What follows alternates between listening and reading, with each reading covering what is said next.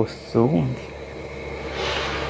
ఇక ఈ ఆవలింతను గురించి తలచినంత మాత్రాన్నే ఆవలింత వస్తుంది.